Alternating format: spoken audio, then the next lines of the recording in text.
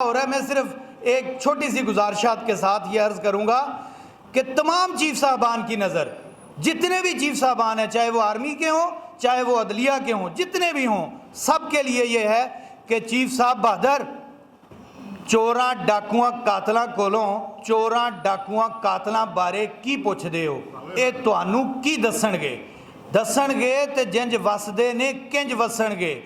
कौन आखे कि मेरा पुत्र कातल, केड़ा कवे मेरा भरा सारियां तो वड्डा डाकू, मेरे चाचे लोकां दियां जायदादां ते कब्जे कीते ते लोकां दी उमर कमाई लुट के खा गई मेरी ताई, मेरे फुफ्फड़ टैक्स चुराए ते मेरा मामा चोर सिपाही।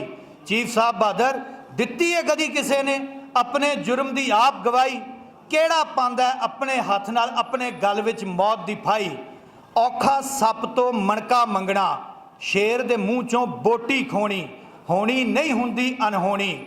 चीफ साहब बहादुर साडे घर विच डाके वजे, साडियां नीयां पट्टियां गईयां, साडियां इज्जतां लुटियां गईयां, साडे वेड़े लाशां बिछियां ते असी विचारे कमज़ोर हत्थां दे नाल इंसाफां दे बूहिआं नूं खड़कांदे रह गए, इन्हां कावां कुत्तियां कोलों अपने जख्म छुपांदे रह गए। चीफ साहब बहादुर दर्दां कोलों लो शहादत, जख्मां तो तस्दीक करा लो, आज़ादी दी पहली फजर तो लैके हुण तक इस धरती ते डुले हुए सारे लहू दी कसम चुका लो। जो बोलांगे सच बोलांगे, सच दे बाज ना कुछ भी बोलांगे। चीफ साहब बहादुर पता तुहानू भी तो होना है कि 20 कनालां दी कोठी दे विच 40 कुत्ते, 20 नौकर, 10 कनीज़ां, 5 पंजारो कित्थों आईयां। चीफ साहब बहादुर असी विचारे बोड़ा थल्ले उगण वाली घाह दे तीले, धुप ते मींह नूं तरस गए हाँ, लख करोड़ां दा की कहना, 10 ते 20 नूं तरस गए हाँ। चादर चार दीवारी दे राज तो पहलां शहर दियां गलियां दे विच सुख दी नींदर मिठी चादर तान के सौंदे सां ते हुण घर दे अंदर बूहिआं नूं जंदरे मार के सारी रात जागदे रहने आ। चीफ साहब बहादुर जेकर सानू साडे ख्वाब दुआ नहीं सकदे, सानू साडी नींदर लै दिओ, असी भी इस मुल्क च अपने बच्चों वास्ते कुछ छड़ के जाना चाहते हैं। मेरे फुफ्फड़ टैक्स चुराए ते मेरा मामा चोर सिपाही। चीफ साहब बहादुर दित्ती है कदी किसी ने अपने जुर्म दी आप गवाही, केड़ा पांदा अपने हथ नाल अपने गल विच मौत दी फाई। औखा सप तो मणका मंगना, शेर दे मूँह चों बोटी खोनी, होनी नहीं हुंदी अनहोनी। चीफ साहब बहादुर साडे घर विच डाके वजे, साडियां नीयां पट्टियां गईयां, साडियां इज्जतां लुटियां गईयां, साडे वेड़े लाशां बिछियां ते असी विचारे कमज़ोर हत्थां दे नाल इंसाफां दे बूहिआं नूं खड़कांदे रह गए, इन्हां कावां कुत्तियां कोलों अपने जख्म छुपांदे रह गए।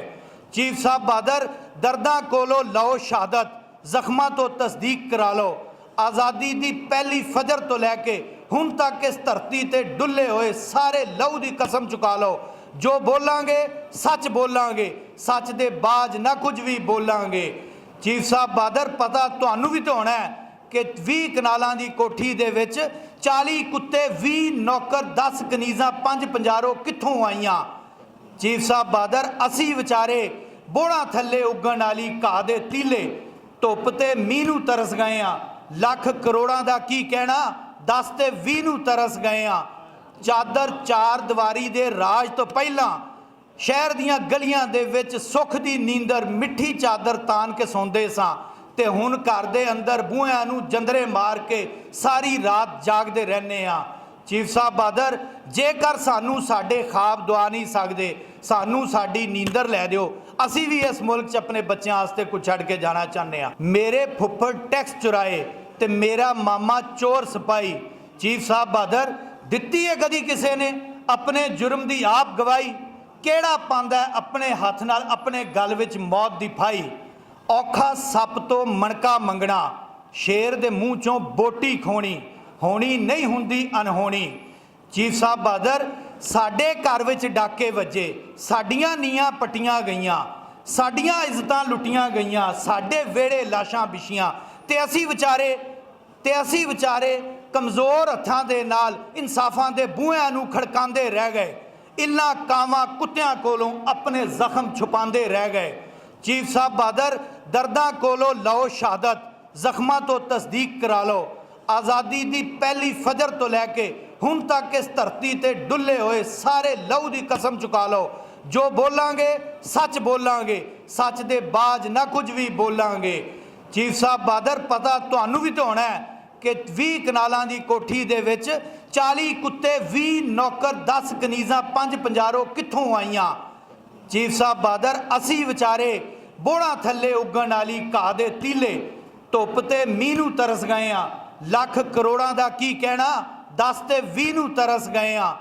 ਚਾਦਰ ਚਾਰ ਦੀਵਾਰੀ ਦੇ ਰਾਜ ਤੋਂ ਪਹਿਲਾਂ ਸ਼ਹਿਰ ਦੀਆਂ ਗਲੀਆਂ ਦੇ ਵਿੱਚ ਸੁੱਖ ਦੀ ਨੀਂਦਰ ਮਿੱਠੀ ਚਾਦਰ ਤਾਨ ਕੇ ਸੌਂਦੇ ਸਾਂ, ਤੇ ਹੁਣ ਘਰ ਦੇ ਅੰਦਰ ਬੂਹਿਆਂ ਨੂੰ ਜੰਦਰੇ ਮਾਰ ਕੇ ਸਾਰੀ ਰਾਤ ਜਾਗਦੇ ਰਹਿੰਦੇ ਆ। ਚੀਫ ਸਾਹਿਬ ਬਾਦਰ, ਜੇਕਰ ਸਾਨੂੰ ਸਾਡੇ ਖਾਬ ਦਵਾ ਨਹੀਂ ਸਕਦੇ, ਸਾਨੂੰ ਸਾਡੀ ਨੀਂਦਰ ਲੈ ਦਿਓ। ਅਸੀਂ ਵੀ ਇਸ ਮੁਲਕ 'ਚ ਆਪਣੇ ਬੱਚਿਆਂ ਵਾਸਤੇ ਕੁਝ ਛੱਡ ਕੇ ਜਾਣਾ ਚਾਹੁੰਦੇ ਆ। ਮੇਰੇ ਫੁੱਫੜ ਟੈਕਸ ਚੁਰਾਏ ਤੇ ਮੇਰਾ ਮਾਮਾ ਚੋਰ ਸਿਪਾਹੀ। ਚੀਫ ਸਾਹਿਬ ਬਾਦਰ, ਦਿੱਤੀ ਹੈ ਕਦੀ ਕਿਸੇ ਨੇ ਆਪਣੇ ਜੁਰਮ ਦੀ ਆਪ ਗਵਾਹੀ?